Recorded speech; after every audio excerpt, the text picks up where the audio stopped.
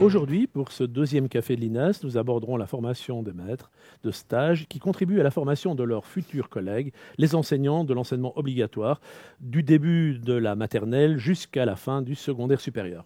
Alors que la réforme initiale de ces enseignants fait l'objet de très nombreuses discussions et peine à prendre forme, le rôle des maîtres de stage, lui, fait l'objet d'un consensus. C'est un sujet important et ce métier, d'ailleurs comme celui d'enseignant, doit s'apprendre. Pour discuter de ce point, nous recevons Antoine de Robert Mazur. Bonjour Antoine. Bonjour Marc. Et Christophe Bacot. Bonjour Christophe. Bonjour Marc. Vous vous êtes penché sur cette question en réalisant avec Marie Boquillon une proposition de référentiel pour la formation des maîtres de stage et une grande enquête qui a reçu près de 900 réponses, je crois, 900 réponses valides. Le référentiel de compétences fait l'objet d'une première publication disponible en ligne dans la série Enseignement et apprentissage de l'INAS. L'enquête, quant à elle, visait à cerner les besoins en formation des maîtres de stage. Vous allez nous donner les premiers résultats avant cette publication qui est attendue pour la rentrée de septembre. Mais finalement, est-il vraiment nécessaire de former les maîtres de stage ? Ce sont des enseignants d'excellence. La formation des maîtres de stage est un sujet important qui est confirmé par le nombre de répondants que nous avons eus à l'enquête. Tout d'abord, j'aimerais remercier toutes les personnes qui ont pu diffuser ou répondre à cette enquête. Et en effet, pour être maître de stage, il faut exercer des tâches spécifiques, différentes de celles d'un enseignant, comme par exemple être en mesure d'expliquer ses propres pratiques, ce que ne fait pas forcément un enseignant au quotidien. Et ça peut s'avérer difficile. Un autre exemple, c'est que le maître de stage doit être en mesure de favoriser le développement du stagiaire tout en garantissant un apprentissage optimal pour ses élèves. À ce sujet, notre enquête montre que 3/4 des maîtres de stage qui ont répondu à l'enquête estiment qu'un maître de stage doit être en mesure de gérer conjointement le développement du stagiaire et celui de ses élèves avec une très bonne ou une excellente maîtrise. Or, seulement 45% des maîtres de stage, c'est-à-dire moins de la moitié, estiment avoir ce niveau de compétence pour exercer cette compétence. Merci Christophe. On voit bien que la formation est importante, mais en fait, Antoine, qu'en est-il aujourd'hui ? Il n'y a pas de formation ?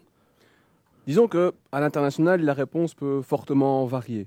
On a des systèmes éducatifs où on est très avancé, comme au Québec par exemple, où un référentiel existe. Il a été développé par l'équipe de Portelance et Gervais par exemple. Et à l'autre extrémité de ce continuum, on retrouve des systèmes éducatifs comme le nôtre, où en matière d'outils et de référentiels pour former des maîtres de stage, on est relativement en difficulté puisque rien de bien formel n'existe. On trouve des initiatives locales portées par des opérateurs de formation, mais rien de formalisé au point de vue du système en tant que tel. Pourtant, la question n'est pas neuve et elle se pose depuis longtemps chez nous dans notre système éducatif.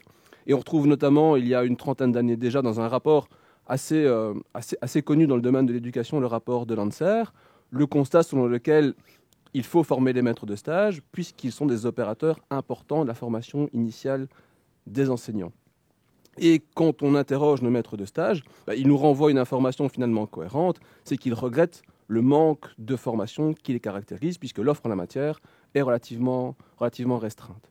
Et pourquoi parlons-nous maintenant précisément de cette thématique ? C'est parce qu'elle revient au goût du jour en quelque sorte, puisque dans le cadre de la réforme de la formation initiale des enseignants, le politique a eu la bonne idée de remettre en avant l'importance de ces maîtres de stage en proposant la mise sur pied d'un certificat de formation des maîtres de stage. Donc c'est une avancée significative, symboliquement importante, mais dans cette avancée, on peut cependant regretter le fait qu'on ne dispose toujours pas d'un référentiel qui pointe, qui cible les compétences essentielles au cœur de la facette maître de stage. Et notre contribution, ce que nous voulons apporter à l'édifice, c'est une réflexion justement quant à ces compétences essentielles en lien avec la fonction, la facette de maître de stage dans le domaine de l'enseignement. Est-ce que Christophe, tu peux nous en dire un peu plus sur ce fameux référentiel ? Qu'est-ce qu'il y a dans ce référentiel de compétences pour les maîtres de stage ? Oui. Alors, notre proposition de référentiel comporte 6 compétences auxquelles on peut former les maîtres de stage et elles sont détaillées, c'est-à-dire qu'elles sont présentées par un texte suivi et un tableau. Notre enquête montre que toutes ces compétences sont importantes. Les maîtres de stage ont estimé que toutes ces compétences étaient importantes pour pouvoir encadrer un stagiaire de la meilleure des manières. Alors, la première compétence a trait à l'interaction du maître de stage avec le stagiaire. C'est une compétence qui va traverser tout le référentiel et en effet, on imagine mal un maître de stage donner un bon feedback sur la prestation d'un stagiaire si celui-ci n'arrive pas à interagir d'une manière adéquate. Alors, la deuxième compétence a trait à la gestion de la double identité, du double statut, de la double casquette du maître de stage qui est à la fois pleinement formateur d'enseignants et à la fois pleinement enseignant. Par exemple, comme formateur d'enseignants, il devra utiliser des méthodes adaptées à un public adulte, ce qu'il ne fait pas forcément dans sa classe. Une troisième compétence très importante a trait au fait que le maître de stage doit être en mesure de montrer des gestes professionnels, des bonnes pratiques de gestion de classe, mais aussi de gestion des apprentissages. Et c'est d'autant plus important que l'on sait que la gestion de classe est une difficulté majeure des jeunes enseignants et une des causes principales de l'abandon précoce du métier. La quatrième compétence, elle porte sur la pratique réflexive et à deux versants. D'un côté, le maître de stage doit être en mesure de porter un regard réflexif sur sa pratique, ce qu'il doit faire comme enseignant, mais aussi le présenter, l'expliquer aux stagiaires. Et de l'autre côté, il doit être en mesure de soutenir la pratique réflexive du stagiaire. Et pour cela, eh bien, il peut y être formé, notamment on peut lui apprendre à porter un regard réflexif de différentes manières, selon différents processus. Il doit être capable de l'évaluer, mais il doit être aussi capable de proposer des alternatives. De même, il peut baser sa réflexion sur différentes sources, comme les connaissances scientifiques. Enfin, une cinquième compétence touche à l'observation qui doit être objective, qui porte sur les prestations, mais aussi sur les préparations. Et cette observation doit être également orientée vers un but, c'est-à-dire que le maître de stage doit pouvoir observer objectivement la prestation d'un stagiaire pour pouvoir ensuite l'évaluer, mais aussi pouvoir lui donner un feedback ou pouvoir lui offrir une aide qui est opportune, pertinente. Mais est-ce qu'une difficulté, ce n'est pas aussi le statut finalement des partenaires, puisqu'on a à la fois le futur enseignant, donc le stagiaire, on va l'appeler comme ça, qui lui est soit dans une haute école, dans une université, qui dépend de ces structures-là d'enseignement supérieur, et puis le maître de stage, lui, qui occupe dans sa fonction d'enseignant de terrain en quelque sorte, et qui reçoit dans ses meubles, dans sa classe, avec ses élèves, ce stagiaire, cet apprenti enseignant. Est-ce que ce n'est pas aussi une grosse difficulté ? Effectivement, comme tu le dis Marc, on est ici sur une relation de partenariat entre un maître de stage sur le lieu d'exercice de la profession et des référents à la pratique situés plutôt du côté de l'opérateur de formation, ici entendu comme les hautes écoles et les universités. Et il y a effectivement dans notre référentiel une compétence qui est liée à cette capacité du maître de stage à collaborer avec les partenaires de la formation initiale des enseignants. Et il serait illusoire de croire que cette compétence existe par nature ou se développe naturellement. Et d'ailleurs, quand on interroge nos maîtres de stage, le constat qui est dressé, c'est que malheureusement, ils regrettent que trop souvent, la relation qu'ils nouent avec le partenaire, les opérateurs de formation, se limite trop souvent au moment de rencontre lors de la visite d'un stage. Et ils regrettent que tout ce qui est de l'ordre de la planification du stage, la supervision du stage et l'évaluation du stage, soit finalement relativement dissocié. Et donc, il y a là pour nous, opérateurs de formation, car nous sommes chercheurs, mais aussi formateurs d'enseignants, il y a là pour nous vraiment un chantier d'ampleur, un chantier important sur lequel travailler. C'est comment nous rapprocher du terrain et des maîtres de stage pour encore mieux travailler avec eux à la préparation de nos enseignants, de nos futurs enseignants, du côté de la dimension pratique. Ok, merci pour cet avant-goût de ce fameux référentiel, donc on peut retrouver en ligne sur le site de l'INAS. Je pense que les auditeurs intéressés le retrouveront avec beaucoup d'intérêt, ces 6 grandes compétences. Mais vous avez aussi évoqué l'enquête que vous avez menée, donc parallèlement à ce travail d'élaboration d'un référentiel. Est-ce que, Christophe, tu peux nous donner quelques éléments sur la qualité de cette enquête, les tenants et aboutissants de cette enquête ? Oui, tout à fait.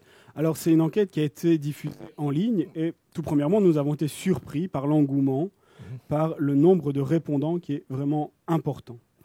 Alors, de plus, les répondants couvrent largement la population des enseignants, c'est-à-dire qu'on y retrouve en nombre les différents réseaux, on y retrouve également les différents niveaux d'enseignement, maternelle, primaire, secondaire inférieur et aussi le secondaire supérieur. Et de même, quand nous avons analysé les réponses, nous avons pu observer qu'elles sont cohérentes, aussi bien en ce qui concerne le sentiment de compétence que le besoin de formation. Donc il y a une grande cohérence dans l'ensemble. Et par ailleurs, on a également reçu plus de 150 témoignages, puisqu'il y avait une question ouverte, non obligatoire, mais qui a été largement complétée. Donc on a reçu beaucoup d'informations aussi sur ce que vivent les maîtres de stage au quotidien et sur comment ils imaginent cette formation, sur ce qu'ils attendent de cette formation, et c'est sur les partenariats ou la collaboration qui a été évoquée, voire peut-être même une co-évaluation, comme ça peut être évoqué dans les travaux notamment d'Olivier Masse. Donc voilà, donc il y a beaucoup d'éléments encore à traiter, qui ne sont pas tout à fait traités, mais qui sont vraiment riches pour la formation des maîtres de stage. Donc une enquête riche dont on peut se servir certainement pour la suite, 900 réponses complètes, donc ça c'est quand même très appréciable. Mais ça c'est pour le cadre, mais Antoine, quels sont les premiers résultats avant qu'on attende la publication à la rentrée de ces résultats? Qu'est-ce que tu peux en dire?